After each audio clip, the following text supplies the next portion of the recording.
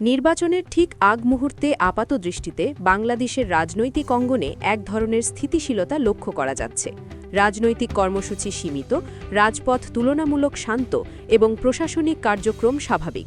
তবে রাজনৈতিক বিশ্লেষকদের মতে এই দৃশ্যমান শান্ত পরিবেশের আড়ালে দেশ এক গভীর ও জটিল রাজনৈতিক রূপান্তরের মধ্য দিয়ে যাচ্ছে। অন্তর্বর্তীকালীন সরকারের প্রধান উপদেষ্টা ড. মুহাম্মদ ইউনূসকে ঘিরে সাম্প্রতিক সময়ে এমন কিছু সিদ্ধান্ত ও কাঠামোগত পরিবর্তন সামনে এসেছে যা ভবিষ্যতের যে কোনো নির্বাচিত সরকারের জন্য একটি নির্দিষ্ট সীমারেখা নির্ধারণ করে দিচ্ছে। রাজনৈতিক পর্যবেক্ষকদের একাংশ মনে করছেন এটি বাংলাদেশের ইতিহাসে যেমন ব্যতিক্রমী তেমনি আন্তর্জাতিক রাজনীতিতেও বিরল উদাহরণ হতে পারে। ড. ইউনূস ক্ষমতা হস্তান্তরের পর নিরিবিলি অবসর জীবনে ফিরে যাবেন এমন ধারণা যারা করছিলেন, সাম্প্রতিক ঘটনাপ্রবাহ সেই ধারণাকে প্রশ্নের মুখে ফেলেছে। সংশ্লিষ্ট মহলের মতে অন্তর্বর্তী সরকার এমন এক রাষ্ট্র সংস্কার কাঠামো দাঁড় করিয়েছে যার বাইরে গিয়ে পরবর্তী সরকারগুলোর সিদ্ধান্ত নেওয়া কার্যত কঠিন হয়ে পড়বে, তা সে বিএনপি হোক কিংবা জামায়াতে ইসলামী। এই কাঠামোকে কেউ কেউ রাজনৈতিক ফাঁদ, কেউ প্রাতিষ্ঠানিক শৃঙ্খল, আবার কেউ ২০২৪ সালের গণ-অভ্যুত্থানের চেতনা রক্ষার একটি সুরক্ষা বলেও আখ্যা দিচ্ছেন। নাম যাই হোক, বাস্তবতা হল রাষ্ট্র পরিচালনার ভবিষ্যৎ গতিপথ এখন থেকেই অনেকাংশে নির্ধারিত হয়ে যাচ্ছে। বিশ্লেষকদের মতে ড. ইউনূসকে কেবল একজন নোবেলজয়ী অর্থনীতিবিদ হিসেবে দেখার প্রবণতা বড় রাজনৈতিক দলগুলোর জন্য একটি কৌশলগত ভুল প্রমাণিত হয়েছে। তিনি এমন এক আইনি ও প্রাতিষ্ঠানিক কাঠামো দাঁড় করিয়েছেন যা ব্যক্তিকেন্দ্রিক ক্ষমতার পুনরুত্থানকে কার্যত অসম্ভব করে তুলতে পারে। অন্তর্বর্তী সরকারের অবস্থান পরিষ্কার। জুলাই গণ-অভ্যুত্থানের মাধ্যমে অর্জিত রাজনৈতিক ও নৈতিক দাবিগুলো বাস্তবায়ন না করে ক্ষমতা হস্তান্তর করা হবে না।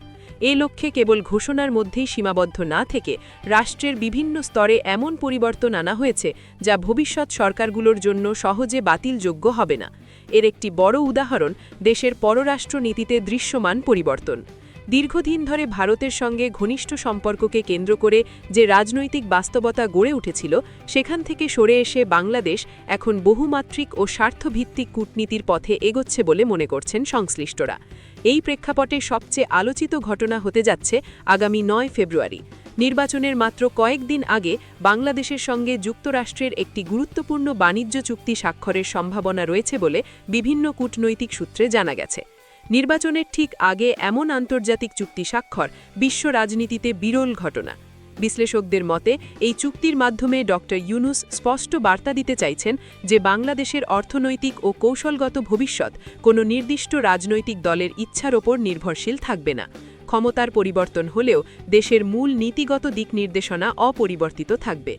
এটি কেবল অর্থনৈতিক চুক্তি নয়, বরং প্রতিবেশী দেশগুলো, বিশেষ করে ভারতের প্রতিও একটি কৌশলগত বার্তা।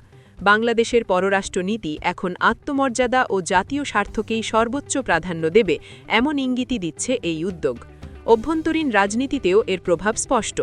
রাজনৈতিক দলগুলো যারা ক্ষমতায় গিয়ে বন্দরের নিয়ন্ত্রণ, প্রশাসনিক প্রভাব বিস্তার কিংবা চাঁদাবাজির পুরনো সংস্কৃতিতে ফেরার পরিকল্পনা করছিল, তাদের জন্য এটি একটি কঠোর সতর্কতা।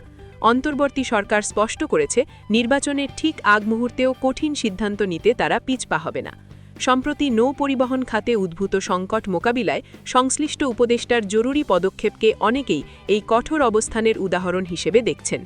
এতে বোঝা যাচ্ছে সরকার শুধু ক্ষমতা হস্তান্তরের অপেক্ষায় নেই, বরং একটি কার্যকর ও স্বচ্ছ ব্যবস্থা নিশ্চিত করতেই আগ্রহী। আইনি ক্ষেত্রেও এক ব্যতিক্রমী সিদ্ধান্ত নেওয়া হয়েছে। আসন্ন ত্রয়োদশ জাতীয় সংসদের নবনির্বাচিত সংসদ সদস্যদের শপথ পড়াবেন প্রধান নির্বাচন কমিশনার। প্রচলিত রীতি অনুযায়ী স্পিকার বা ডেপুটি স্পিকার এই দায়িত্ব পালন করলেও বর্তমান পরিস্থিতিতে ভিন্ন পথ বেছে নেওয়া হয়েছে। আইন বিশেষজ্ঞদের মতে এই শপথ প্রক্রিয়ার মধ্য দিয়েই অন্তর্বর্তী সরকারের সব সিদ্ধান্ত ও সংস্কারের সাংবিধানিক বৈধতা কার্যকর নিশ্চিত করা হবে। অর্থাৎ সংসদ সদস্য হিসেবে দায়িত্ব গ্রহণ করতে হলে এই কাঠামোর ভেতরেই প্রবেশ করতে হবে, এর বাইরে যাওয়ার সুযোগ কার্যত নেই। রাজনৈতিক বিশ্লেষকদের মতে এই কারণেই বিএনপি তুলনামূলকভাবে অস্বস্তিতে রয়েছে। দীর্ঘদিন ক্ষমতার বাইরে থাকা দলটি দ্রুত ক্ষমতায় ফিরতে চাইলেও ড. ইউনূসের তৈরি কাঠামোর সঙ্গে তাদের ঐতিহ্যগত রাজনৈতিক কৌশল পুরোপুরি সামঞ্জস্যপূর্ণ নয়। অন্যদিকে জামায়াতে ইসলামী এই নতুন বাস্তবতার সঙ্গে মানিয়ে নেওয়ার ক্ষেত্রে তুলনামূলকভাবে প্রস্তুত বলেই ধারণা করা হচ্ছে। এই পুরো প্রক্রিয়ার মধ্য দিয়ে জনগণের আকাঙ্ক্ষা এবং জুলাই গণ-অভ্যুত্থানের চেতনা একটি প্রাতিষ্ঠানিক রূপ পাচ্ছে। এর বাইরে যাওয়া মানেই রাজনৈতিকভাবে জনগণের মুখোমুখি হওয়া এমন বাস্তবতা তৈরি হচ্ছে। আইন শৃঙ্খলা রক্ষাকারী বাহিনীর বিরুদ্ধে সংঘটিত অতীতে সহিংস ঘটনাগুলোর বিচার কার্যক্রমও এই ধারাবাহিকতারই অংশ। সরকার চাইছে না ভবিষ্যতে কোনো সরকার এসে এসব বিচার প্রক্রিয়া বন্ধ করে দিক বা অপরাধীদের রেহাই দিক। এজন্য শক্ত আইনি নথি ও কাঠামো প্রস্তুত করা হচ্ছে। সব মিলিয়ে রাজনৈতিক বিশ্লেষকদের মতে মুহাম্মদ ইউনূস এখন আর শুধু একজন অন্তর্বর্তীকালীন প্রধান উপদেষ্টা নন, বরং আধুনিক বাংলাদেশের এক নতুন রূপকার হিসেবে আবির্ভূত হয়েছেন। তার নেওয়া প্রতিটি সিদ্ধান্ত, হোক তা বন্দর ব্যবস্থাপনা, শপথ গ্রহণের নিয়ম বা আন্তর্জাতিক চুক্তি, একটি দীর্ঘমেয়াদী লক্ষ্যকে সামনে রেখেই নেওয়া হচ্ছে। সে লক্ষ্য হল এমন এক রাষ্ট্র ব্যবস্থা গড়ে তোলা যেখানে ব্যক্তিকেন্দ্রিক ক্ষমতা নয়, বরং প্রতিষ্ঠান, জবাবদিহিতা ও আইনের শাসন হবে সবচেয়ে শক্তিশালী। এই কাঠামোকে কেউ ফাঁদ বলুক বা মুক্তির সনদ, একটি বিষয় স্পষ্ট: পরবর্তী কোনো সরকার চাইলেও সহজে এর বাইরে যেতে পারবে না।